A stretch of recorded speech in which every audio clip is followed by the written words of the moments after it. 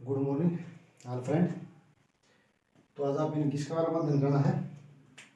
ज्वालामुखी। किसके बारे में अध्ययन करेंगे? ज्वालामुखी। ठीक है, तो ज्वालामुखी के आज आप इन्हें डिटेल पढ़नी है। ज्वालामुखी का अध्ययन करेंगे आज आप। तो देखो ज्वालामुखी हुआ क्या है, पहले ज्वालामुखी समझना हुआ क्या है। देखो ज्वाला का मतलब क्या कर रहा है? आग। क्या आ रहा है भाई? आग। और मुखी का मतलब मुख। मुखी का मतलब मुख, मतलब जिस मुख तक आग लग रहा है, जिस मुख तक आग लग रहा है उसमें क्या बोलेंगे? ज्वाला मुख। ज्वालामुखी। समझ में आएगी? देखो समझो इस बात में। आपने पृथ्वी की क्या परत बताई? 3 परत बताई थी ना। एक परत या होगी, समझ में आएगी? एक परत या थी, एक परत। पृथ्वी क्या भाग है? पृथ्वी के 3 भाग बताए थे। एक तो ऊपरला भाग है, एक इसका तला भाग है, एक उसका नीचा भाग है। करो 3 भाग थे। ऊपरला भाग में क्या बोला? भू प्रॉपर्टी। भू प्रॉपर्टी, समझ में आएगी? और इसमें दूसरा भाग में क्या बोला? मेंटल। मेंटल। मेंटल क्या बोलेंगे? मेंटल। समझ में आएगी? और पिछला भाग में क्या बोलेंगे? करोड़। क्या बोलते भाई? करोड़। समझ में आएगी? पहला भाग पृथ्वी का ऊपरी भाग भूप्रपट्टी और निचला भाग क्या हो जाएगा? उससे निचला मेंटल, उससे निचला क्या हो जाएगा? करोड़। समझ में आएगी? तो जो पृथ्वी का जो करोड़ है, जो पृथ्वी का जो करोड़ है, इनकी पृथ्वी का बीचला भाग जो करोड़ है, उसका तापमान 6000 डिग्री सेल्सियस है। क्या 6000 डिग्री सेल्सियस तक 7000 डिग्री सेल्सियस तापमान किसका? पृथ्वी के केंद्र का। यानी कि 100 डिग्री पे पानी उबल लग जाए। समझ में?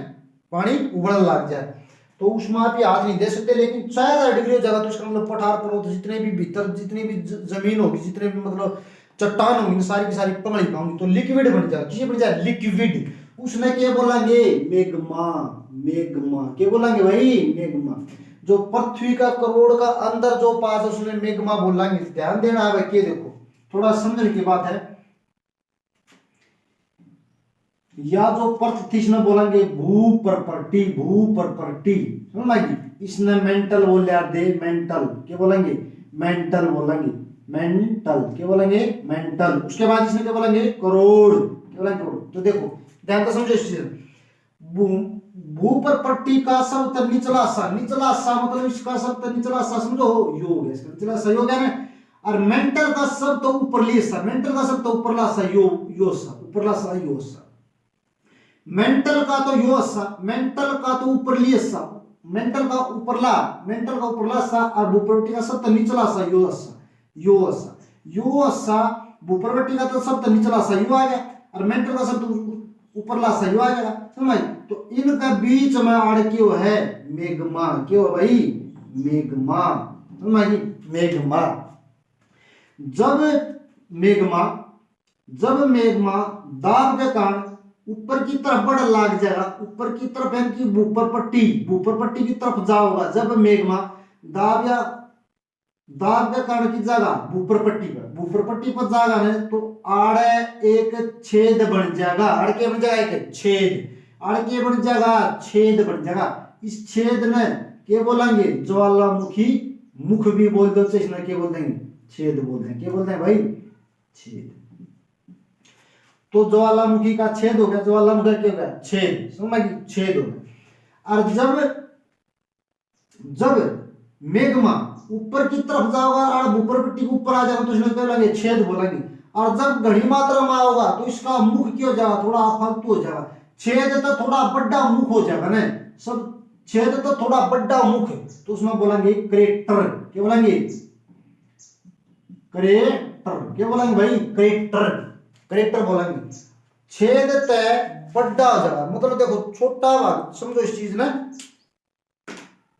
एक यो भाग आड़ का जला वाला, आड़ का जला मेघमा लकड़ा है, आड़ का मेघमा लकड़ गया, आड़ का मेघमा लकड़ा तो उसमें क्या बोलेंगे इस भाग में? छेद। और थोड़ा बड़ा एरिया में मतलब अच्छी जमीन में लकड़ा तो बड़ा एरिया हो जाएगा, बड़ा एरिया में लकड़ा उसमें बोले क्रेटर। क्या बोलेंगे? क्रेटर। और इस तक घना एरिया में और भी फालतू एरिया में लकड़ा गया ना उसमें क्या बोलेंगे? भी बोलेंगे भाई कालडोरा। क्या बोलेंगे? कालडोरा। ज्वालामुखी जल लकड़ी छोटा छोटा मुख होगा तो उसमें बोलेंगे छेद, क्या बोलेंगे छेद बोला। और उसका थोड़ा बड़ा एरिया में लकड़ा उसमें क्या बोलेंगे क्रेटर बोलेंगे। और उसका बड़ा एरिया में, उसका बड़ा एरिया में क्या बोलेंगे कालडोरा, क्या बोलेंगे कालडोरा। समझ आ गई। तो ज्वालामुखी के 3 मुख हैं, ज्वालामुखी 3, एक छेद, एक क्रेटर, एक कालडोरा। छेद, क्रेटर, कालडोरा, याद रह जाएगा। तो आगे बढ़ा।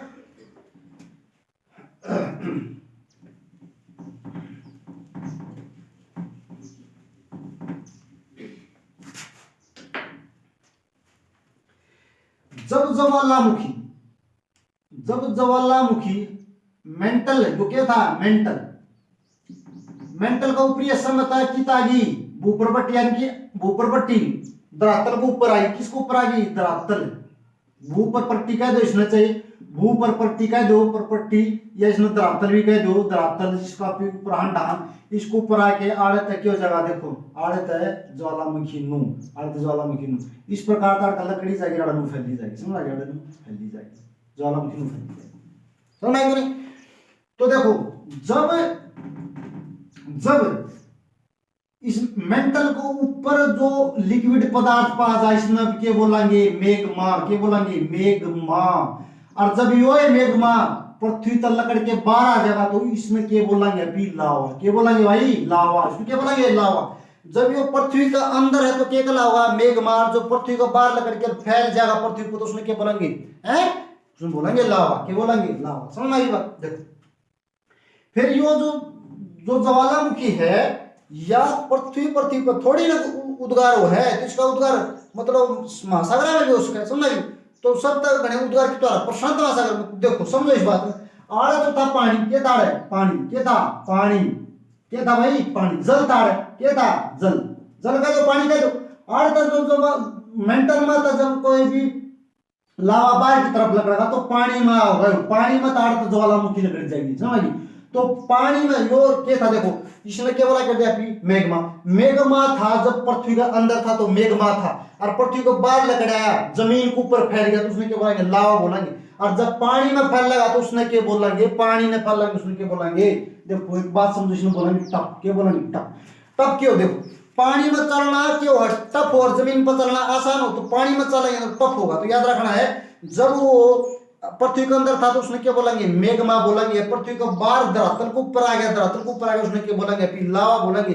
और जब वो पानी में आ गया तो पानी में उसने क्या बोल देंगे टफ बोल देंगे, क्या बोल देंगे टफ। समझ आएंगे क्या बोल देंगे टफ बोल देंगे। याद रह जाएगा कोई दिक्कत नहीं। एक और चीज है कई बार क्या होगा जो लावा है, जो लावा है या मेग्मा जिसने बोला अभी जो मेग्मा है कई बार दाना होगा चने का दाना इस प्रकार से भी छोटे छोटे लकड़ी जाएंगे। चना का दाना होने तो इस प्रकार से छोटा चना लकड़ी गया फिर लकड़ी गया फिर इस प्रकार से छोटे छोटे दाने लकड़ी जाएंगे। तो उस समय पर जो चने का दाना मान जब ज्वालामुखी लकड़ लग गया ना बाहर चने का दाना मान लकड़ लग गया ना तो इसमें क्या बोलेंगे चने का दाना ने। तो चना का दाना तो याद रखना भाई के स्कोर रियो, स्कोरियो, स्कोरियो, स्कोरियो क्या बोलेंगे स्कोरियो। बस एक चीज याद रखनी है जब आप रेस मारेंगे तो आप चने ज्यादा खाओगे तो अपना स्कोर अच्छा होगा तो स्कोरियो। तो चने का दाना में ज्वालामुखी लकड़ा उसमें क्या बोलेंगे स्कोरियो, क्या बोलेंगे स्कोरियो। याद रखिएगा कोई दिक्कत नहीं है। समझ बताओ जब मेघमा धरती में उसने मेघमा बोला पृथ्वी को ऊपर आ गया तो क्या बोलेंगे उसने क्या बोलेंगे लावा, क्या बोलेंगे लावा। और जब वो समुद्र में पानी में आ जाएगा तो उसने क्या बोल देंगे अभी क्या बोल देंगे टप, क्योंकि पानी चलना टप हो। याद रखना अभी टप हो। समझ कोई दिक्कत नहीं आगे बढ़ा थोड़े। और चने का दाना मान लकड़ेगा न लावा तो उसने क्या बोलेंगे सकोरिया, क्या बोलेंगे सकोरिया। चना खाएंगे तो अपना स्कोर अच्छा होगा, फिर रेस मारेंगे तो अपना स्कोर अच्छा होगा। समझ आ गई कोई दिक्कत नहीं। इतनी चीज याद होगी उसका आगे बढ़ा। कई बार क्या पूछा जो ज्वालामुखी लकड़े है, जो ज्वालामुखी लकड़े उसका साथ में देखो जल वाष्प भी लकड़े आ रहे। क्या लकड़े आ रहे जल वाष्प। सबसे पहले जल वाष्प फिर गैस लकड़ी, क्या लकड़ी गैस। पत्थर लकड़ी, क्या लकड़ी पत्थर। और कुछ लिक्विड भी सोता है, कुछ लिक्विड लकड़ा। समझ आई ये सारी की सारी चीज है ज्वालामुखी उद्गार आ रहे उस समय पर लकड़े आ रहे। समझ आई। फिर ज्वालामुखी जो आ रहा था देखो मेघमा था लकड़ी की लावा का रूप ले लिया था ना लावा का रूप ले लिया था, लावा का रूप ले लिया था। तो ये कठोर भाग बन जाए, क्या बन जाए, कुछ साल पास कठोर भाग बन जाए, क्या बन जाए, कठोर भाग। तो इस प्रकार से समझ में आएगी कि ज्वालामुखी किस प्रकार से धरती पा हुआ, समझ में आई। उसके बाद ज्वालामुखी के प्रकार है भाई, ज्वालामुखी के प्रकार, ज्वालामुखी के हैं प्रकार, ध्यान देना, ज्वालामुखी के क्या प्रकार है, 3 प्रकार। ज्वालामुखी 3 प्रकार क्यों है, ज्वालामुखी, ज्वालामुखी कै प्रकार की बताई मैंने गुरुजी, 3 प्रकार की, कै प्रकार की, 3 प्रकार की। एक तो आगरा भाई सक्रिय, सक्रिय ज्वालामुखी, ज्वालामुखी। एक बार है सुसुप्त, कौन सी होगी,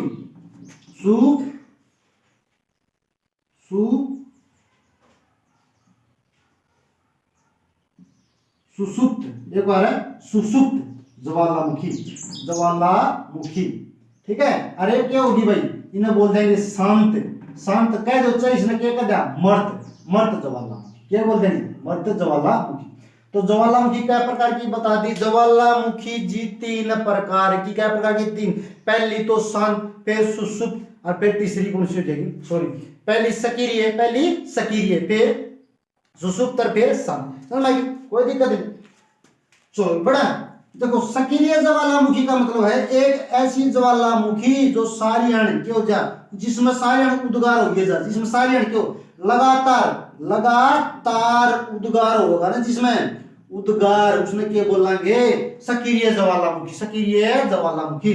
सुसुप्त ज्वालामुखी है कदे इसमें पहले उद्गार हुआ था, पहले उद्गार हुआ था, और फिर बाद में भी 10 साल में, 20 साल में, 30 साल में, समझ, 10 साल हो जाए भाई, 2 महीने हो जाए, समझ आई, मतलब 10 साल में, 2 साल में, 2 महीने, 3 महीने, कदे न कदे उद्गार फिर होने की संभावना है, पक्की होगी, उसने क्या बोलेंगे, सुसुप्त ज्वालामुखी, क्या बोलेंगे, सुसुप्त ज्वालामुखी, समझ। अब शांत ज्वालामुखी है, इसमें एक बार तो उद्गार हुआ है, एक बार तो इसमें उद्गार हो गया, और फिर कदे जिंदगी में इसमें उद्गार नहीं होगा, तो इसका आया है, तो इसमें केवल शांत, शांत ज्वालामुखी, एक बार हो गया फिर शांत रह गया, फिर मुझे मर्त, इसमें मर्त बोलते हैं, दोबारा तो पैदा हो ही नहीं सकती, समझाइए, वही नहीं। तो ज्वालामुखी 3 प्रकार की, सक्रिय ज्वालामुखी, सुसुप्त ज्वालामुखी, शांत ज्वालामुखी। सक्रिय ज्वालामुखी इसमें जो लगातार उद्गार हो ही जाएगा, सुसुप्त ज्वालामुखी इसमें बोलेंगे एक बार उद्गार हो गया, फिर भी होने की संभावना है और पक्की हो गया, 100% होगी भाई। और शांत या मर्त ज्वालामुखी इसमें बोलेंगे जब एक बार उद्गार होगा, दोबारा कभी भी उद्गार नहीं होगा, समझाइए। तो सक्रिय, देखो चीज याद रखनी है, सबसे ज्यादा ज्वालामुखी किताब है इंडोनेशिया में, इंडोनेशिया में। कौन सा देश में सब तक गणे ज्वालामुखी, इंडोनेशिया में, इंडोनेशिया में सब तक गणे ज्वालामुखियां में, क्या, इंडोनेशिया में सब तक गणे ज्वालामुखियां में, समझ आई।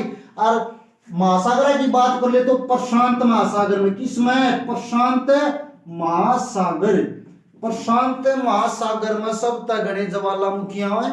और देश में पूछ ले तो इंडोनेशिया, समझ में आ गई, इंडोनेशिया, इंडोनेशिया में सब तगड़े ज्वालामुखी, प्रशांत महासागर में सब तगड़े ज्वालामुखी आवे। इंडोनेशिया में समझो इस चीज में, जो ज्वालामुखी लकड़ में क्या बताया था, जल वाष्प, जल वाष्प, जल वाष्प भी लकड़ेगा, पत्थर बताए थे, मैंने बताए थे, गैस बताई थी, समझ आ गई। और भाई जिप्सम भी लकड़े के, जिप्सम, जिप्सम भी लकड़े, जिप्सम, जिप्सम समझो हो, जिप्सम का यूज करा है ना पे। तो जो जिप्सम है, जिप्सम सब तक में ज्वालामुखी की, इंडोनेशिया में, तो इंडोनेशिया में जो ज्वालामुखी पट्टा है ना, तो उसकी जो चट्टान होती है उसको ऊपर पानी वगैरह तो धोया जाता, तो ऊपर ऊपर सफेद सफेद रंग का पदार्थ आ जाएगा, जिसमें क्या बोलेंगे, जिप्सम बोलेंगे।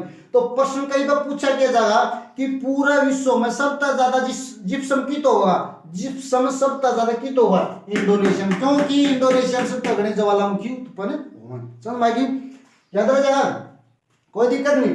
एक भाई संयुक्त राज्य अमेरिका का अलास्का है, संयुक्त राज्य अमेरिका का, संयुक्त राज्य अमेरिका, अमेरिका, अमेरिका में एक अलास्का है, अलास्का, अलास्का, अलास्का जगह पर भी के भाई जो ज्वालामुखी उद्गार हो जाए, जो अलास्का में जो ज्वालामुखी उद्गार हो ना, वो अलास्का में जो वो किसा है,